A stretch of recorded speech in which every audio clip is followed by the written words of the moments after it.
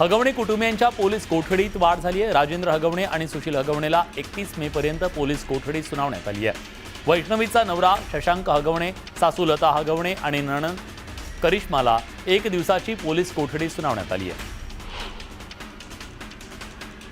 हगवणेच्या वकिलाकडून वैष्णवीच्या चारित्र्यावर संशय घेण्यात आला। वैष्णवी एका व्यक्तीसोबत चॅट करायची, ती घरच्यांनी पकडलं असा युक्तिवाद आरोपीच्या वकिलांनी कोर्टात केला। हगवणेच्या वकिलांचे वैष्णवीवरचे आरोप कसपटे कुटुंबानं फेटाळले। चॅटिंगची कुठलीही घटना घडली नाही अशी माहिती वैष्णवीच्या काकाने दिली आहे।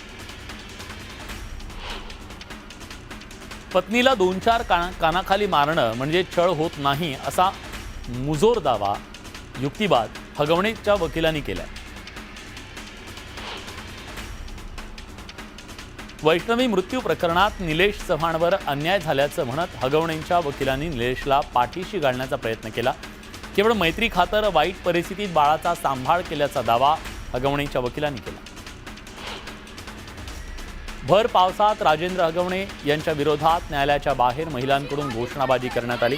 बहुजन भीमसेनेच्या महिलांनी राजेंद्र हगवणेला फाशीची शिक्षा दिली पाहिजे अशा घोषणा देत भर पावसात आंदोलन केलं।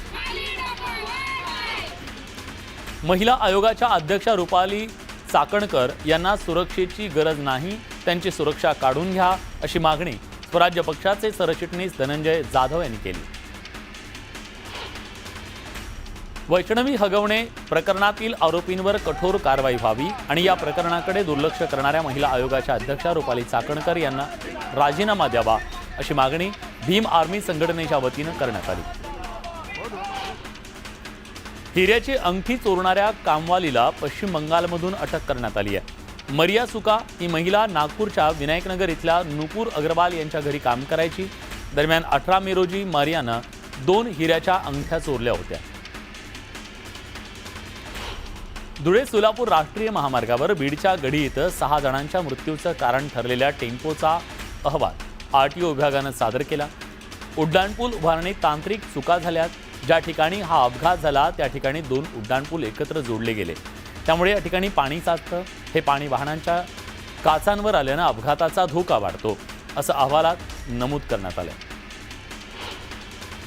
छत्रपती संभाजीनगर शहरात एका भरधाव कारनं दुचाकीला जोरदार धडक दिली आहे। हिट अँड रनच्या घटनेचा हा थरार सीसीटीव्हीत कैद झालाय।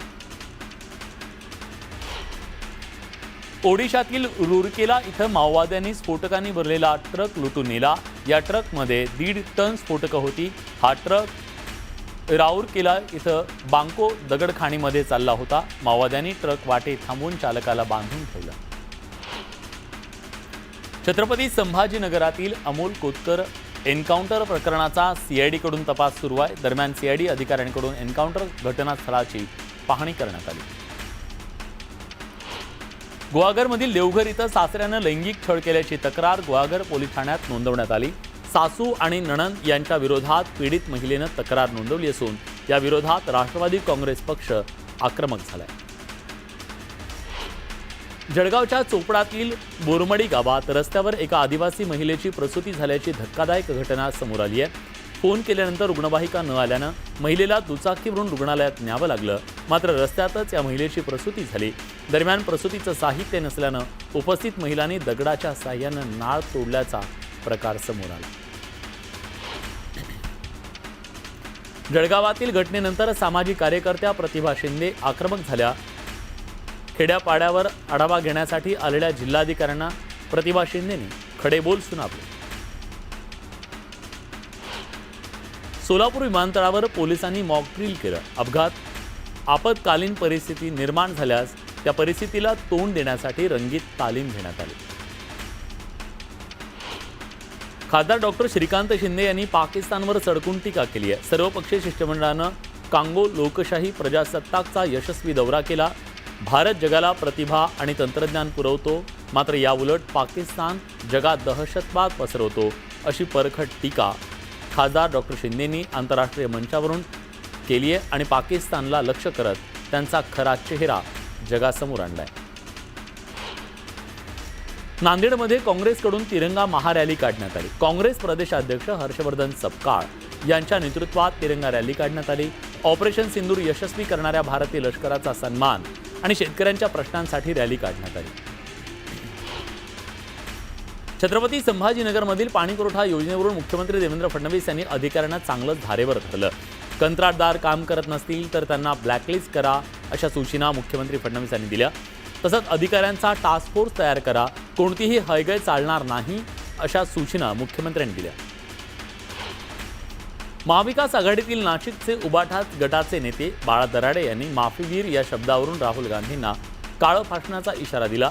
यावर काँग्रेसच्या ओबीसी विभागाचे प्रदेशाध्यक्ष भानुदास माळी यांनी तुम्ही काळं फासणार असाल तर आम्ही त्या पुढे जाऊ असा इशारा उबाठा गटाला दिला. उद्धव ठाकरे गटाच्या नेत्यानं काँग्रेसचे नेते राहुल गांधींना धमकी दिल्यानंतर काँग्रेसच्या नेत्या यशोमती ठाकूर संतापल्या.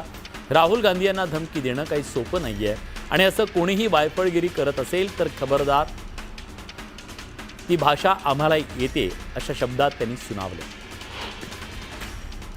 मुंबईच्या वांद्रे परिसरात भाजप नेते आशिष शेलार यांच्या विरोधात ठाकरेंच्या शिवसेनेकडून जोरदार बॅनरबाजी करण्यात आली. बॅनरवर आशिष शेलार यांचा बाताशिष शेलार असा उल्लेख करण्यात आला. जळगाव जिल्ह्याच्या औद्योगिक विकासाला चालना देण्यासाठी उद्योगमंत्री उदय सामंत यांच्या अध्यक्षतेखाली बैठक पार पडली. जळगावचा महाराष्ट्र औद्योगिक विकास मंडळाच्या D+ झोनमध्ये समावेश करण्यात यावा या बैठकीत चर्चा झाली. यावेळी पालकमंत्री गुलाबराव पाटील सुद्धा उपस्थित होते. मुख्यमंत्री देवेंद्र फडणवीस उद्या हिंगोली दौऱ्यावर असणार आहेत. दौऱ्याच्या दरम्यान फडणवीसांच्या हस्ते विविध विकास कामांचं लोकार्पण करण्यात येणार आहे. रामलीला मैदानावर शेतकरी आणि महिला मेळावा पार पडणार आहे.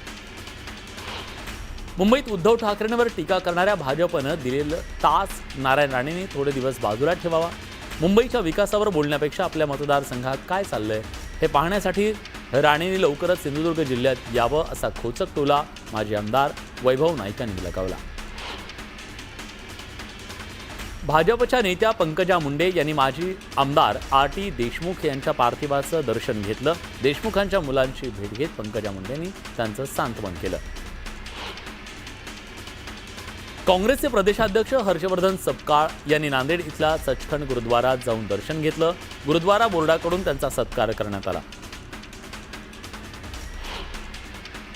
IIT मुंबईच्या पवई परिसरात मगर मुक्त संचार करताना आढळून आली.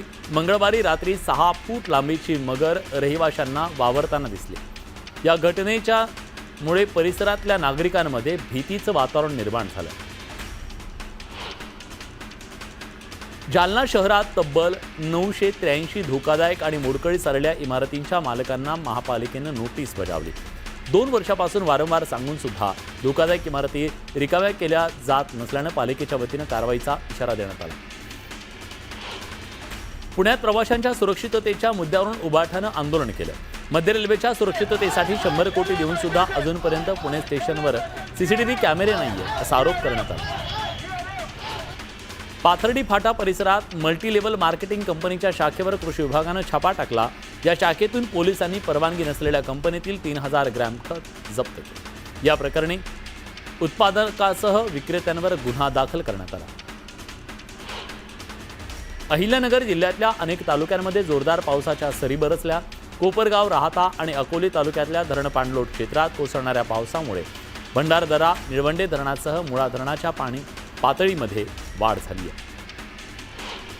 शिरूर तालुक्यातल्या करंदी इथं ढगफुटी सदृश्य पाऊस झाला. ओढे नाले दुथडी भरून वाहत आहेत. या पाण्यातून दुचाकीस्वार आपला जीव धोक्यात घालून प्रवास करतायत. पाण्यातून प्रवास करू नका असं आवाहन करण्यात आलं तरीही स्थानिक आपला जीव धोक्यात घालतायत. गुहागरला पावसानं झोडपलं. वादळी वाऱ्यासह झालेल्या पावसामुळे झाडं उन्मळून पडली, त्यामुळे वाहतूक विस्कळीत झाली. नागपूर शहरातील विविध भागात विजांचा कडकडाट आणि वादळी वाऱ्यासह पुन्हा पाऊस झाला. अर्धा तास झालेल्या पावसामुळे जनजीवन पूर्णपणे विस्कळीत झालं.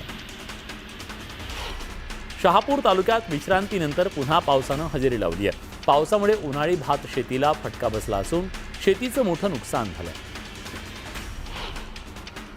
विदर्भातील गडचिरोली जिल्ह्यात मान्सून दाखल झाला. आज आणि उद्या गडचिरोली जिल्ह्यात जोरदार पावसाचा अंदाज वर्तवण्यात आलाय. 30 मे नंतर मान्सूनचा प्रवास थंडवणार असल्याचा अंदाज आहे. त्यामुळे आता पेरणी न करता 15 जूनपर्यंत वाट पाहण्याचा सल्ला हवामान विभागानं दिलाय. वाशिमच्या मंगळूर पीर तालुक्यात वादळी वाऱ्यासह जोरदार पाऊस बरसला.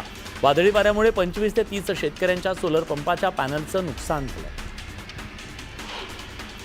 ठाण्यात आज पुन्हा पावसानं हजेरी लावली. सोसाट्याच्या वाऱ्यासह जोरदार पाऊस बरसला, त्यामुळे नागरिकांची तारांबळ उडाली. ठाण्यात झालेल्या पावसामुळे रस्त्यांवर पाणी साचलं. वंदना टॉकीज परिसरात पाणी साचल्यानं वाहन चालकांना पाण्यातून वाट काढताना मोठी कसरत करावी लागली.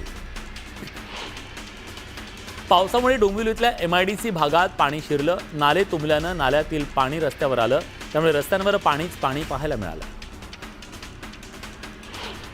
बीडच्या आष्टी तालुक्यातील पाटसरा इथं पावसामुळे तब्बल 10 एकरवरील केशर आंब्याच्या बागेचं नुकसान झालं. दरम्यान आपली व्यथा सांगताना मुक्ताबाई गर्जे या महिला शेतकऱ्याला अश्रू अनावर झाले. मुंबई नाशिक महामार्गावरील भिवंडीच्या रांजनोली नाक्यावर जवळच्या रस्त्यांवर पाणी साचलं, त्यामुळे वाहन चालकांना मोठी कसरत करावी लागली.